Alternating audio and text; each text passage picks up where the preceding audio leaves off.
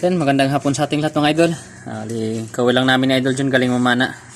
Ito lahat yung huli natin, 4 na piraso. Kilohin natin itong mga ilak natin. Ito yung pangbenta natin na isda. Ayan. 1 kilo itong ilak. Itong balo, mahirap pa tayo dito sa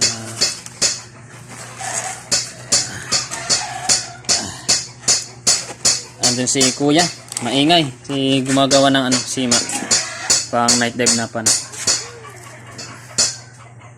Yan, magit 2 kilo itong natin, balo. Pang ulam natin to pag hindi nabili. Pero pag may bumili, benta na lang natin. Pero pag wala, isigang natin yung banda sa ulo tapos yung banda sa buntot ikilaw. Ayos na, malaking blessing na mga idol itong 4 na piraso na huli natin.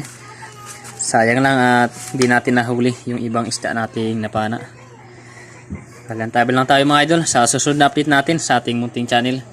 God bless po sa ating lahat at maraming salamat po sa walang sawang pagsuporta at pagsubaybay sa ating munting channel.